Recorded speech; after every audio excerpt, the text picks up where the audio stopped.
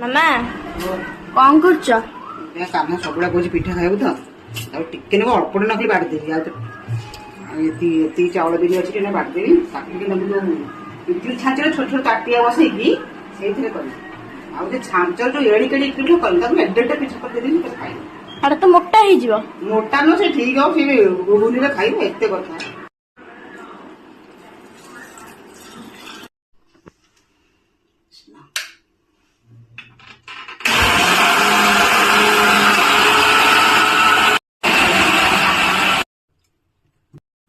ଏବେ ମୁଁ ବାଟି ଦେଇଛି ବେଶୀ ପାଣିଆ କଲେ ଭଲ ହବନି ତେଣୁକରି ଟିକେ ତାକୁ ହାଲକା କାଠ ରଖିକି ତାକୁ ମୁଁ ଗୋଟେ ପିଠା ବନେଇ ତା ପାଇଁ ଆଗ ପାଣି ବସି ଦେଇଛି ସେମିତି ନ ଫୁଲୁ ପଛକେ ତାକୁ ପିଠା କରିଦେଇଛି ନହେଲେ ମୋ ମୁଣ୍ଡ ଖାଇଲାଣି।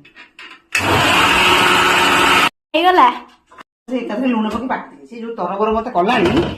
ତାକୁ ଯେତେ ଶୀଘ୍ର ତିନିଟା ଥାଳିଆ ଛୋଟ ଛୋଟ ଅଛି ତାକୁ କରିକି ଆଉ ତାକୁ ଦେଇଦେବି ମାନେ ୟାରି ପାଇଁ ପିଠାଟି ହଉଛି ମାନେ ପିଠା ମତେ କରିକି ଦିଅ ମୁଁ ଖାଇବି ହେଲା ତମେ ଯାହା ପଛେ ହଉଛି ହଉ ଠିକ ଅଛି ତମେ କରିଦଉଛି ପିଠା ତୁ ଖାଇବୁ ଆଉ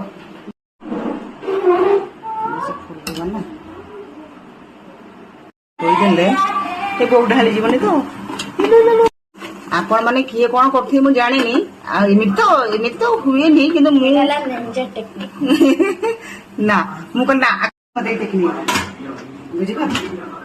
ଏବେ ପିଠାଟି ବଢିଆ ବାଗରେ ଏଇଟା ତାପରେ ପଛରେ ମୁଁ ବାଟିବି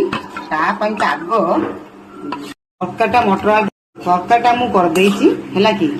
ଅତି ସୁନ୍ଦର ଦେଖାଯାଉଛି ତରକାରୀ ପୁରା ଲାଲ ଚକ୍ ଚକ୍ ଦେଇଛି ସିଏ ବର୍ତ୍ତମାନ ଖାଇବ କଣ ତା ମୁଣ୍ଡ ଖରାପ ହେଇନାହିଁ। ବର୍ତ୍ତମାନ ପିଠାଟି ହେଇଯାଇଛି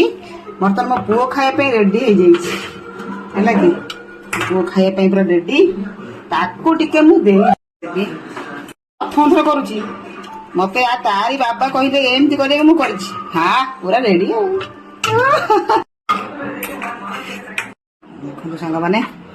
ମାନେ ଖାଇବ ବୋଲିକି ତା ପାଇଁ ମତେ କେତେ କଲ ବଲ କରିବାକୁ ମା ମାନେ କେତେ କଷ୍ଟ କରନ୍ତି ସେଇ ପୁଅ ମାନଙ୍କ ପାଇଁ ସେଇ ପୁଅ ମାନେ ଲାଷ୍ଟ କଣ କରନ୍ତି କଣ କରିଥିଲ ଭଲ ଲାଗିବ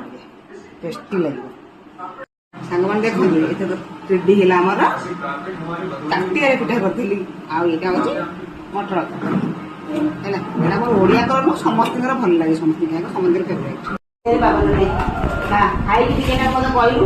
ପିଠା ତୁ ମତେ କହୁଥିଲୁ ତାଟିଆରେ ପିଠା କର ନାହିଁ କେମିତି ହେଇଛି ମତେ ଟିକେ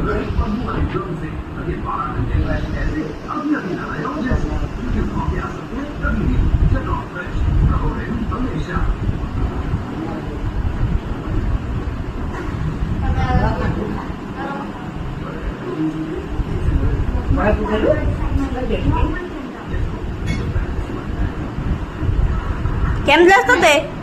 ନାଇଁ ଜାଣିପାରୁଛୁ ଦେଖେ କେତେ ସୁନ୍ଦର ସାଙ୍ଗେ ସାଙ୍ଗେ ବାଟିଲେ ସାଙ୍ଗେ ସାଙ୍ଗେ କଲି ହେଲା ମତେ ଏମିତି ମୁଁ ବୁଢୀ ହେଲା ଖାଇବାକୁ ହେଲା